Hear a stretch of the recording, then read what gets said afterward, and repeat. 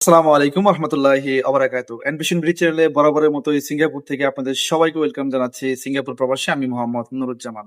আজকের ভিডিওটা খুবই খুবই গুরুত্বপূর্ণ, স্পেশালি যারা সিঙ্গাপুর থাকেন অথবা সিঙ্গাপুর আসবেন বলে প্ল্যান করতেছেন তাদের জন্য। সিঙ্গাপুর আসার পর ইচ্ছায় বা অনিচ্ছায় আমাদের অনেক ঝামেলার সৃষ্টি হয়। আমাদের অনেক প্রবাসীদের সাথে এই এই সমস্যাটা হয়, স্পেশালি কোম্পানির সাথে।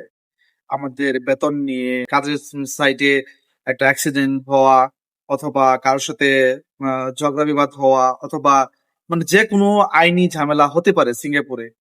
সো যখন আপনার সাথে কোনো একটা ঝামেলা হয়ে যাবে বা আপনার একটা বিপদ হয়ে যাবে, তখন আপনি কি করবেন? সিঙ্গাপুর সরকারের রুলস অনুযায়ী আপনাকে এমওএম শরণাপন্ন হতে হবে। সিঙ্গাপুরে আমরা মূলত মিনিস্ট্রি অফ ম্যান পাওয়ারের আন্ডারেই থাকি। আমাদের যত কাগজপত্র, যত লিগেল প্রসেসিং সব মিনিস্ট্রি অফ ম্যান পাওয়ার আন্ডারে হয়। তো যাই হোক, আমার আজকের ভিডিওর মূল পয়েন্ট এমওএম না। আমি আজকে এমওএম কে নিয়ে আলোচনা করতে চাই না।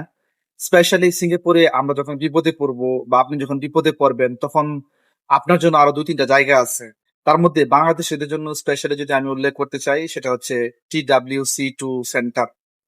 TWC2 বাংলা নামে একটা ফেসবুক পেজ আছে। তাদের ওই পেজটা আপনারা দেখতে পারেন, ফলো দিয়ে রাখতে পারেন।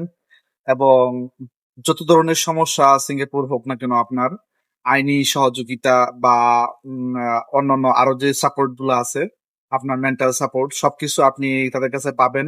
তাদের সাথে সরাসরি মেসেজ যোগাযোগ করতে পারবেন। তাদের অফিসও আছে সরাসরি। আমার স্ক্রিনে দেখতে পাচ্ছেন তাদের অফিসের অ্যাড্রেস।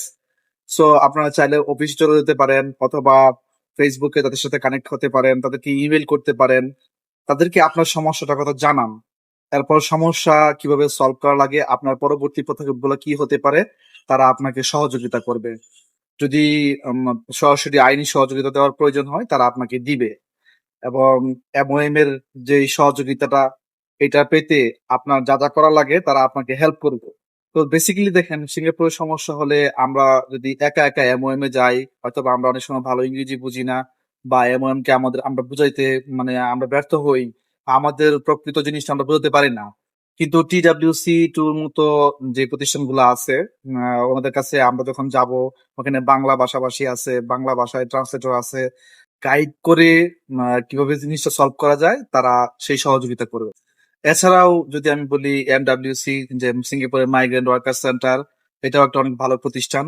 এটাও সিঙ্গাপুরে যে ওয়ার্কারদের নিয়ে কাজ করে, এগুলা নন প্রফিট অর্গানাইজেশন। হ্যাঁ, এদের মূল উদ্দেশ্য হচ্ছে সিঙ্গাপুরে যে ফরেন ওয়ার্কার এদের নিয়ে কাজ করা।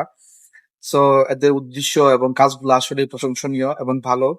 দেখেন, আমাদেরকে নিয়ে আমাদের দেশের সরকার এই চিন্তা করে না। আমাদেরকে নিয়ে আমাদের দেশের যে মন্ত্রণালয়গুলো কোনো মাথা ব্যথা নাই। সেখানে আমরা একটা ভিনদেশী এখানে আছি, কাজ করতেছি সাধারণ শ্রমিক হিসেবে। তা আমাদেরকে নিয়ে যারা চিন্তা করে, এটাই অনেক বেশি। এবং আমরা যে সার্ভিসটা এখানে পাই, এটা আসলে অনেক সত্যি প্রশংসনীয়। সো যাই হোক, আমি আজকে একটা বিষয় খুব জোর দিয়ে বলতে চাই, সেটা হচ্ছে যে সিঙ্গাপুরে আপনার বেতন নিয়ে, আপনার বসের সাথে, কোম্পানির সাথে যে কোনো সমস্যা হোক না কেন, আপনার ওয়ার্ক পারমিট নিয়ে অথবা আপনার ইনজুরি নিয়ে, যে কোনো সমস্যা হোক না কেন, আপনারা চেষ্টা করবেন মিথ্যের আশ্রয় না নিতে। আপনারা চেষ্টা করবেন যা সত্য তাই বলার জন্য। কখনোই মিথ্যে কথা বলে বা মিথ্যের আশ্রয় নিয়ে আপনারা কোনো কিছু করার চেষ্টা করবেন না। TWC2 বাংলা বা যেখানে যাই না কেন, MWC কাছে যাই বা MOM এর কাছে সরাসরি যাই না কেন, আমরা চেষ্টা করব সত্য ঘটনাটাকে সত্য হিসেবে উপস্থাপন করার জন্য। সিঙ্গাপুরে আরেকটা অনেক বড় জিনিস হচ্ছে যে সিঙ্গাপুরের এভিডেন্স। আপনি যাই কিছু বলেন না কেন, আপনার মুখের কথায় কিন্তু কাজ হবে না, আপনার কাছে প্রমাণ থাকতে হবে। সো আপনি যখন যাবেন ওই জায়গাগুলোতে, আপনারা চেষ্টা করবেন নিজেদের কাছে সঠিক ডকুমেন্টস নিয়ে যাওয়ার জন্য, প্রমাণ নিয়ে যাওয়ার জন্য। সিঙ্গাপুরে মুখের কথায় বললে ভাই কাজ না, মিথ্যে কথা তো ওয়ার্কাররাও বলে, মিথ্যে কথা বসেরাও বলে।